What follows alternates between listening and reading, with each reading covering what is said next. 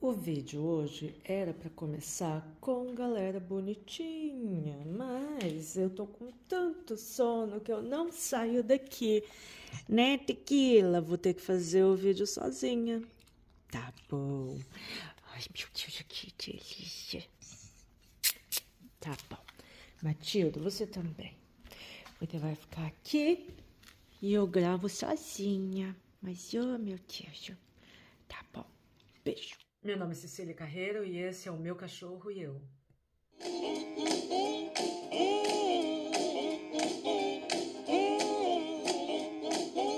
E voltamos! O doutorado, como eu anunciei na rede na semana passada, eu finalmente defendi, tô livre.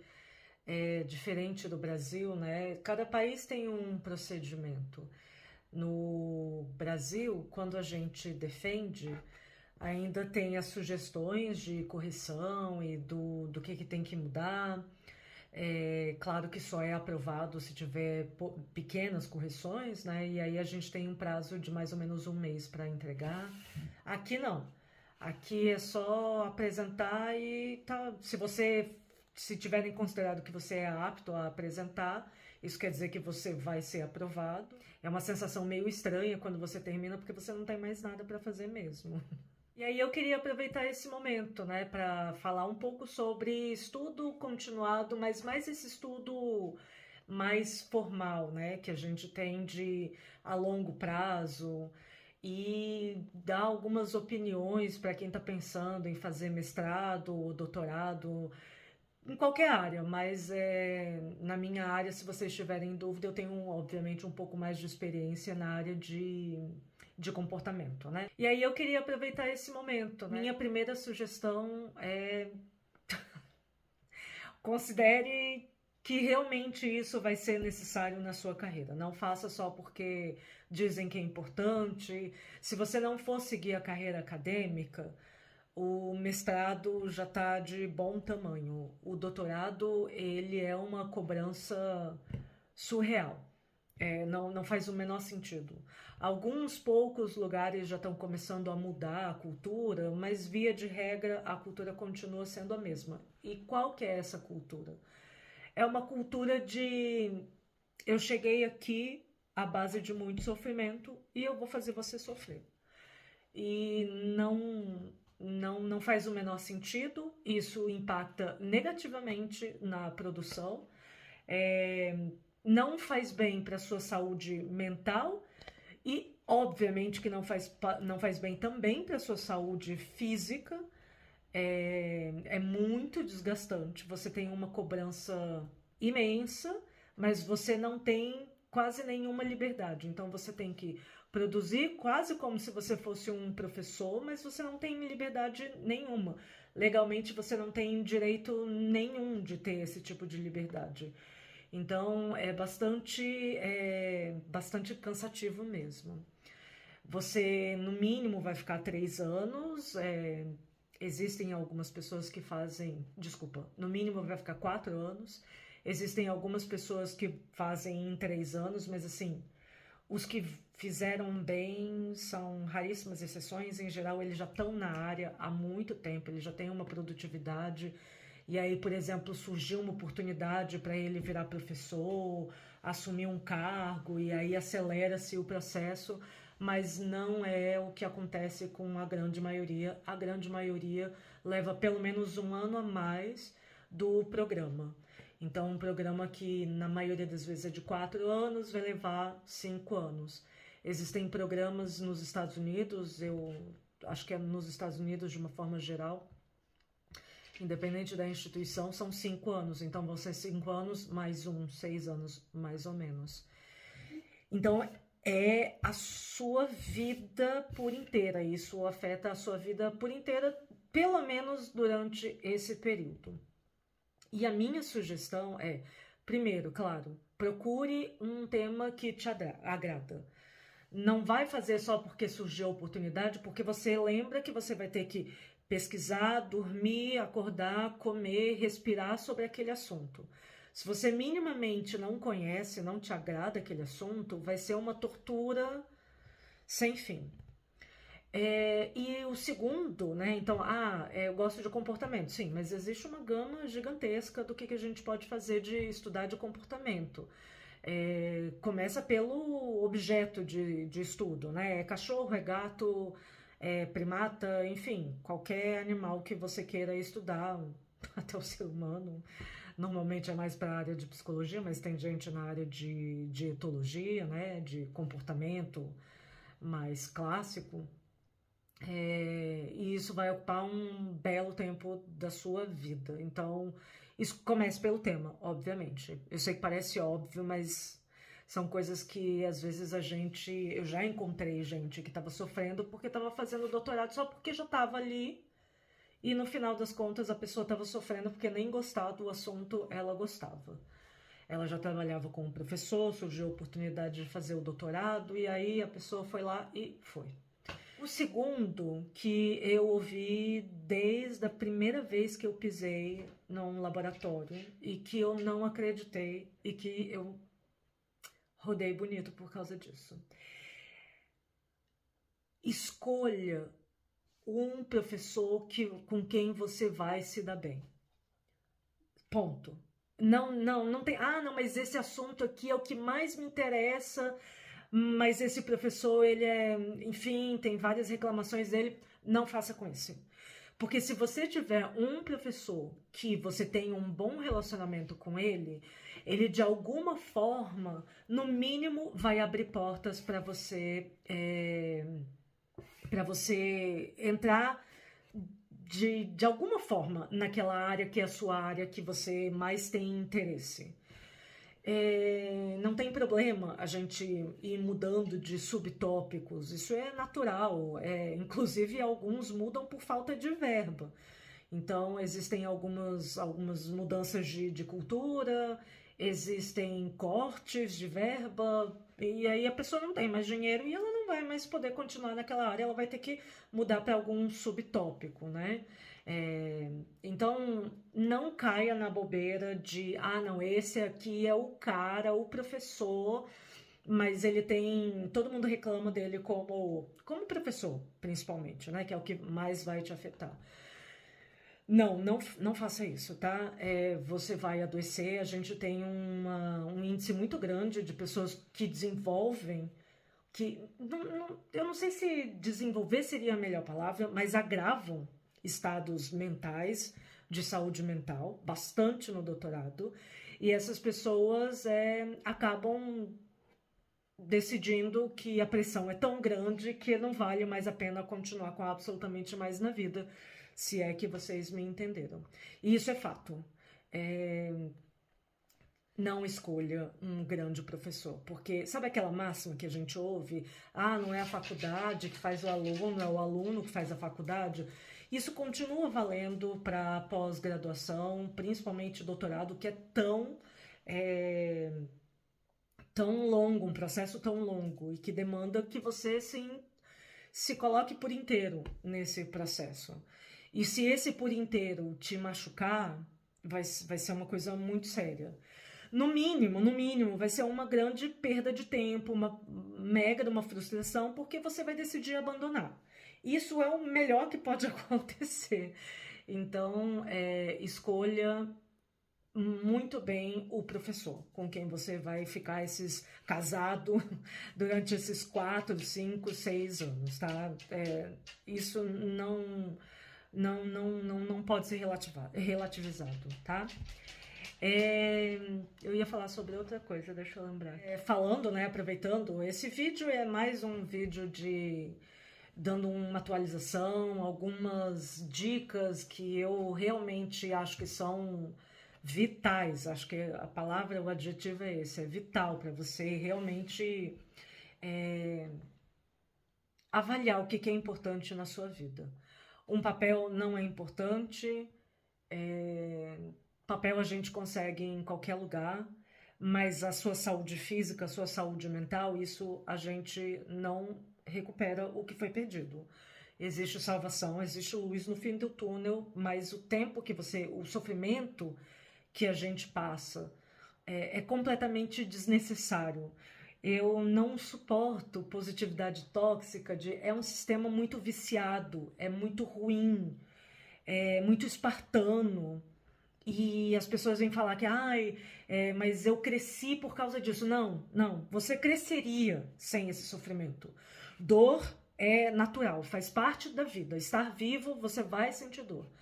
Sofrer, não. Sofrer é um estado prolongado absolutamente desnecessário. E ainda mais quando tem uma pessoa num sistema hierárquico superior a você que tá quase que literalmente dando chute em mendigo, chutando cachorro morto, e você não pode fazer muita coisa. E aí você, infelizmente, sem perceber, você vê que você está sendo chutado e não pode fazer nada.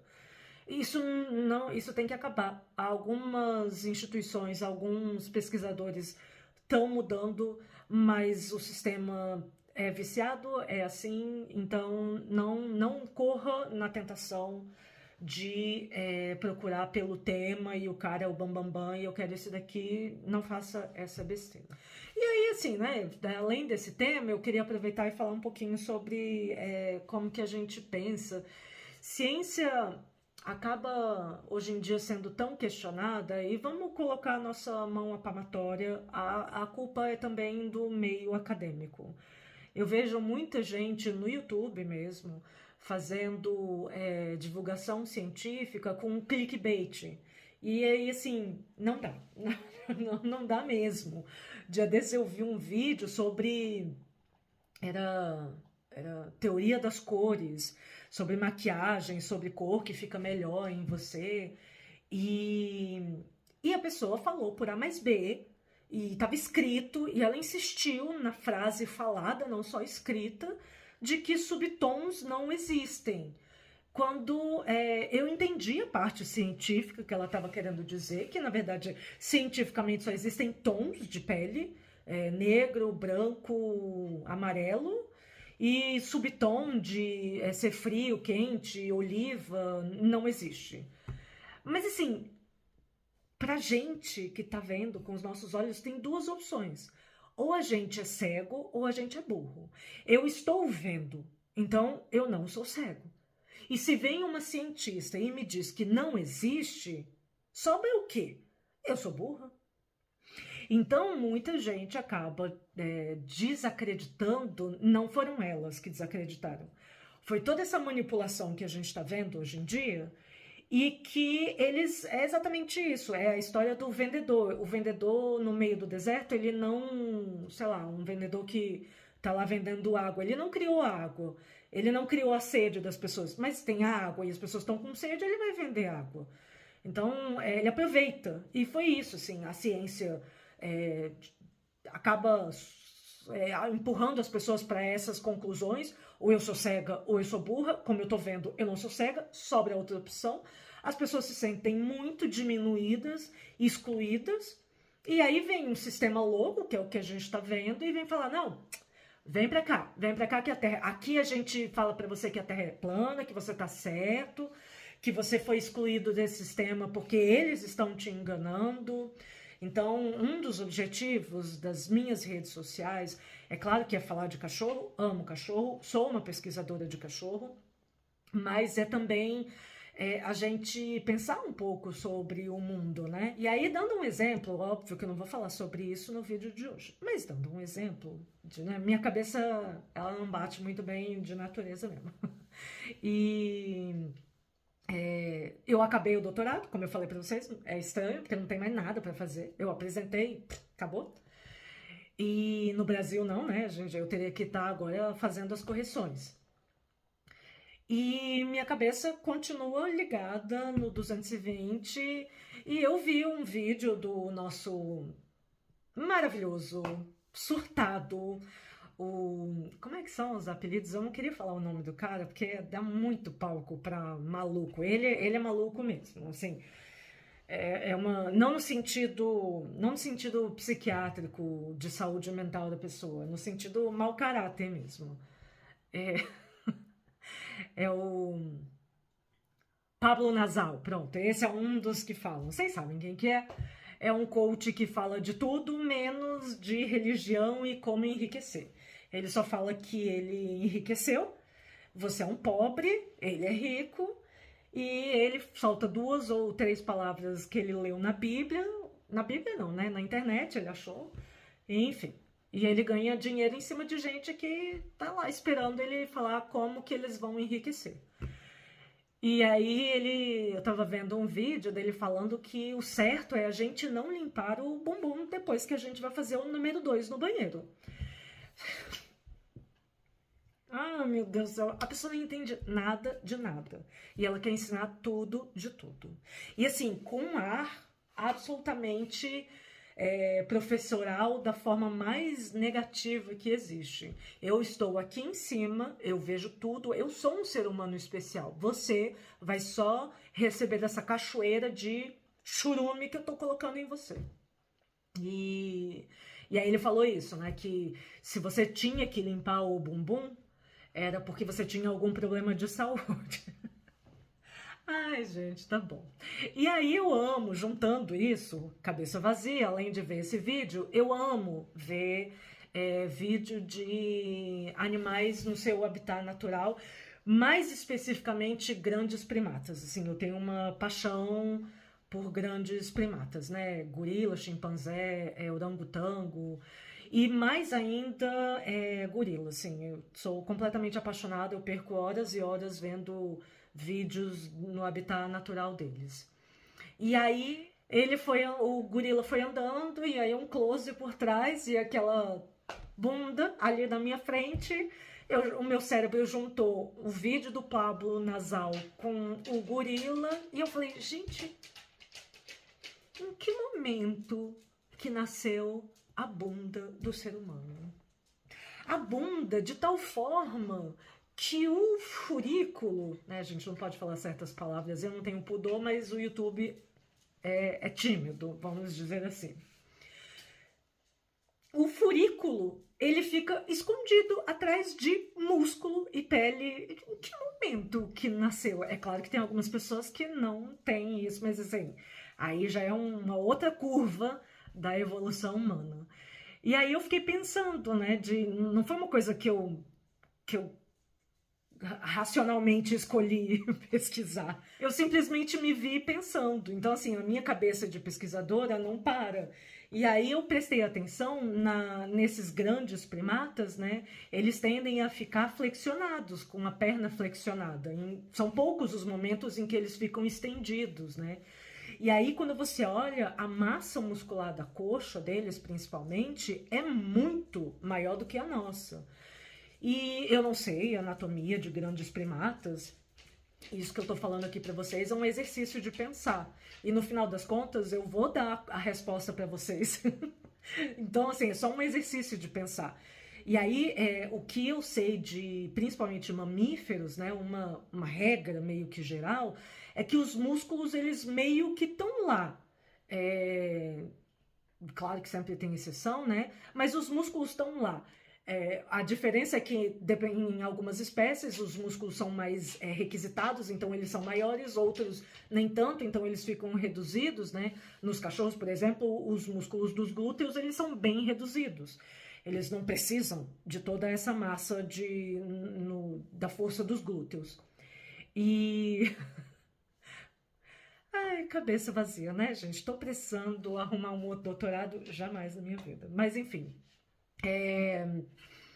E aí eu fiquei pensando, bom, mas talvez a nossa musculatura, porque não é que os grandes primatas não tenham glúteo. Quando você olha um gorila de costas e ele fica estendido, dá pra ver. Mas não é a musculatura, ela não chega a cobrir, principalmente a parte de cima, né, que tá próximo da lombar. Então, provavelmente, deve ter sido o fato da gente ter evoluído para ficar estendido, então os nossos músculos se organizaram de uma forma diferente, a tal ponto que, proporcionalmente com o gorila, por exemplo, os músculos eles ficaram mais afinados, mais estreitos, os da coxa, enquanto que os músculos, até por uma questão de movimento, dos glúteos acabaram sendo mais requisitados. O que isso significa? Pronto, eu vou fazer um doutorado em evolução da bunda humana. Não sei, pode ser que eu esteja 100% errada nessa minha análise. Eu, sinceramente, não estou a fim de pesquisar, de procurar artigo científico. Fica a ideia aí, se alguém quiser, se alguém tiver interessado. Porque, inclusive, eu acho que para movimento, para atleta, isso deve fazer uma grande diferença, mas para mim, não.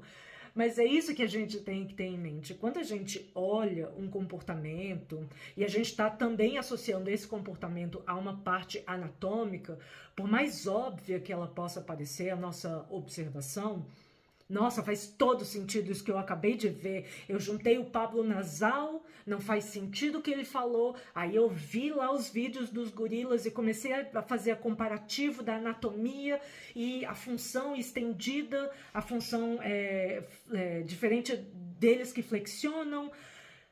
Pode fazer muito sentido.